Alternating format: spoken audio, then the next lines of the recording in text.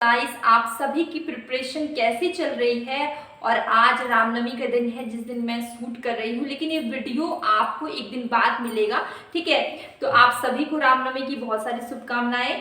और अभी हम लोग क्वेश्चंस करेंगे। ठीक है, यूजीसी नेट इकोनॉमिक्स के क्वेश्चंस करेंगे और मैं यहाँ पर यूजीसी नेट इकोनॉमिक्स की प्रिपरेशन करवाती हूँ। तो अगर आप तैयारी कर रहे हैं, ठीक है, मैं क्वेश्चंस करवाती हूँ daily, PYQs previous year question paper. तो अगर आप प्रिपरेशन कर रहे हैं तो फिर आपको यहाँ पर आप वीडियो देखिए और आप अगर आपको अच्छी लगती है तो आप सब्सक्राइब कर दीजिए और बेल आइकन जरूर प्रेस करिए, जिससे कि आपको नोटिफिकेशन मिलती है। ठीक है, तो देखिए क्वेश्चन मैं डेली रेगुलर बेसिस पे करवा रही हूँ। तो फर्स्ट क्वेश्चन क्या है, the reason why indirect taxes are termed regressive. ठीक है, तो एक चीज याद रखिए, दो तरह के टैक्सेस होते हैं, एक होता है डायरेक्ट टैक्स और दूसरा होता है इनडायरेक्ट टैक्स। ठीक है, डायरेक्ट टैक्स क्या होता है, जो डायरेक्टली इंपोज होता है। ठीक है, यहाँ पर जो बर्डन है वो सेम ही इंसान पे पड़ेगा। ठीक है, यहाँ पे बर्डन शिफ्ट नहीं होगा, तो इसको हम लोग बोलते हैं डायरेक्ट टैक्स। लेकिन इनडायरेक्ट टैक्स किसको बोलते हैं, जहाँ पे जो बर्डन है वो शिफ्ट हो जाता है। ठीक है, जैसे कि आप मेडिसिन लेने के लिए गए, ठीक है,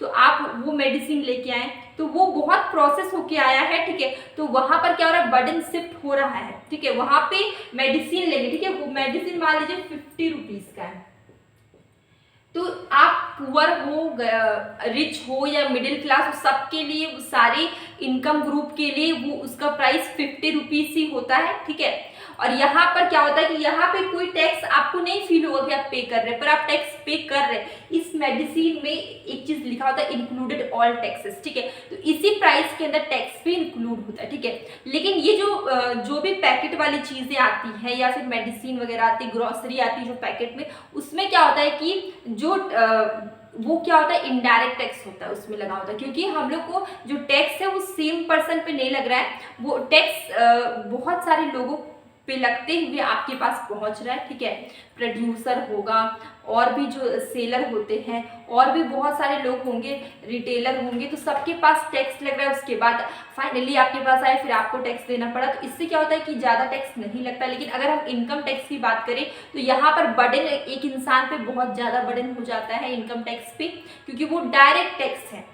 वहां पर आपके इनकम के अकॉर्डिंग टैक्स लग जाएगा, डायरेक्टली आप ही पे लगेगा। यहाँ पर जो बर्डन है वो शिफ्ट नहीं कर रहा है। तो एक चीज याद रखिए, डायरेक्ट टैक्स में बर्डन शिफ्ट नहीं करता है, लेकिन इनडायरेक्ट टैक्स में बर्डन शिफ्ट करता है। ठीक है, तो एक चीज देखिए कि यहाँ पे बोला कि इनडायरेक्ट टैक्स क्या है, रिग्रेसिव इज बिकॉज। ठीक है, तो इनडायरेक्ट टैक्स को रिग्रेसिव क्यों बोला गया, एक होता है प्रोग्रेसिव, एक होता है रिग्रेसिव। ठीक है, तो ये रिग्रेसिव क्यों है, ये रिग्रेसिव इसलिए है क्योंकि यहाँ पर जो टैक्सेस लग रहा है वो सारे इनकम ग्रुप पे सेम टैक्स लग रहा है। जैसे कि मैंने मेडिसिन का एग्जांपल दिया, 50 रुपीज का मेडिसिन है। अब आप पुअर क्लास में आते हो, रिच क्लास में आते हो या मिडिल क्लास में आते हो, सबको 50 रुपीज ही पे करना है। ठीक है, तो यहाँ पर ये कैसा नेचर का, रिग्रेसिव, क्योंकि यहाँ पे ऑल इनकम ग्रुप के को सेम पेमेंट करना है। ठीक है, सेम पैसे पे करना है। ठीक है, तो इसलिए ये क्या होगा, रिग्रेसिव होगा। अब हम लोग ऑप्शन देखते हैं। First, their rates are higher than direct tax, ये रॉन्ग होगा। ठीक है, their rates are different for different income groups. ठीक है, ये क्या है, यहाँ पे बोला गया कि डिफरेंट इनकम ग्रुप को डिफरेंट रेट लग रहा है। ठीक है, तो ये गलत, ये भी रॉन्ग है।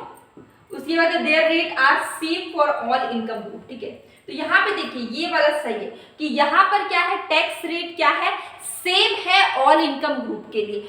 अब इस मेडिसिन को पुअर क्लास के लोग खरीदे, रिच क्लास के खरीदे, लोअर मिडिल क्लास, पर कोई भी खरीदे, सबको 50 रुपीज ही पे करना, मतलब सबके लिए ये सेम है, ऑल इनकम ग्रुप के लिए सेम है। इसलिए इसका आंसर हो जाएगा आपका see, their rates are same for all income.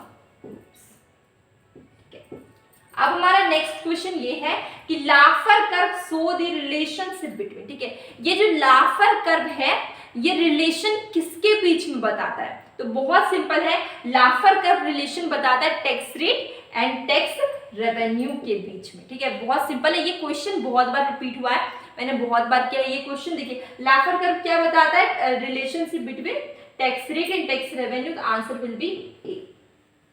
अब नेक्स्ट क्वेश्चन क्या है कि in the terminology of economics money demand the terms M1 M2 are also known. ठीक है, देखिए मनी सप्लाई आप सब कोई ने नहीं पढ़ा है तो मनी सप्लाई मैंने पढ़ाया हुआ है, मनी सप्लाई सर्च करिए, वहां पर आपको मनी सप्लाई और कंपोनेंट्स ऑफ मनी सप्लाई मिल जाएंगे। ठीक है, तो इसमें जो 4 कंपोनेंट्स होते हैं M1, M2, M3, M4, सबसे क्वेश्चंस बहुत बार पूछे गए, इंपॉर्टेंट है तो आप उसको जरूर पढ़िए। ठीक है, मैंने मनी सप्लाई पढ़ाया हुआ, आप सर्च करिएगा मनी सप्लाई। अब देखिए एक चीज की यहाँ पे पूछा गया कि M1 और M2 are also known as, ठीक है, M1 और M2 को क्या बोलते हैं? ठीक है, तो यहाँ पे शॉर्ट मनी बोलते हैं, लॉन्ग मनी बोलते हैं, ब्रॉड मनी बोलते हैं या नैरो मनी बोलते हैं। तो M1 M2 को हम लोग यहाँ पे बोलते हैं नैरो मनी। ठीक है, लेकिन अगर हम आपसे एक सवाल पूछे कि ब्रॉड मनी किसको बोलते हैं, तो आप हमें कमेंट बॉक्स में बताइए कि ब्रॉड मनी क्या है। M1, M2, M3, M4, ठीक है, 4 होते हैं मनी सप्लाई। इसमें से ब्रॉड मनी कौन से? 4 कंपोनेंट्स होते हैं। ठीक है, इसमें से आपको बताना है ब्रॉड मनी कौन सा। अभी यहाँ पे पूछा गया नैरो मनी, आपसे अगर ब्रॉड मनी पूछा जाए तो आप क्या करेंगे? तो मैंने जो कंपोनेंट्स ऑफ मनी सप्लाई पढ़ाया था वहां पर मैंने बताया था कि ब्रॉड मनी क्या होता है, नैरो मनी क्या होता है। तो अगर आपको नहीं पता तो वहां पे देखिए और आप मुझे बताइए कि ब्रॉड मनी किसको बोलते हैं। M1, M2, M3, M4, इसमें से कौन सा ब्रॉड मनी है? तो नैरो मनी कौन सा हो गया? M1, M2, ये हमारा क्या हो गया? Narrow money. तो answer will be D, narrow money. Next question क्या है कि one of the most fundamental strategy of economic growth, ठीक है, is simply to increase in proportion of national income. Save this idea. मतलब इतना बड़ा question है, ठीक है, ये क्वेश्चन आपके कौन से इकोनॉमिक्स से? ये क्वेश्चन आपके डेवलपमेंट एंड ग्रोथ इकोनॉमिक्स, आप कुछ भी बोलिए, उसी से है। और ये क्वेश्चन आपको कंफ्यूज कर रहा है, आपको ये बताना है कि कौन से मॉडल से ये क्वेश्चन है। ठीक है, तो देखिए यहाँ पे क्या बोला गया, one of the most fundamental strategy of economic growth is simply to increase the proportion of national income. ठीक है, तो ऐसा कौन सा फंडामेंटल स्ट्रेटजी है इकोनॉमिक ग्रोथ का जो इंक्रीज करता है नेशनल इनकम? ठीक है, प्रोपोर्शन ऑफ नेशनल इनकम को इसको क्या बोलेंगे हम लोग? इसको हम लोग बोलते हैं हैरोड-डॉमर मॉडल। ये जो स्टोरी है, ये जो भी डेफिनेशन ये किसका है? ये हैरोड-डॉमर मॉडल से लिंक्ड है। ठीक है, ये किसको सूटेबल है? हैरोड-डॉमर मॉडल से सूटेबल, तो इसका आंसर हो जाएगा आपका ए,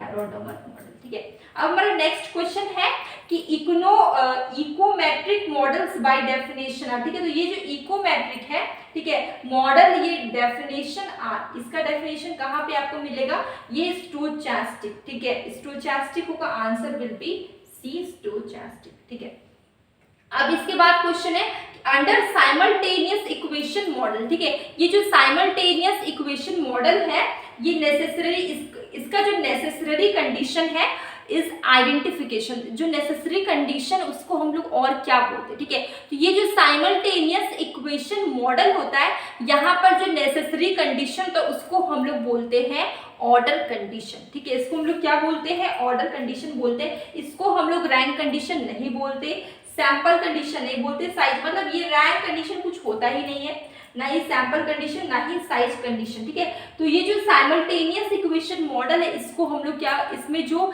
नेसेसरी कंडीशन था उसको हम लोग बोलते हैं order condition. Answer will B order condition.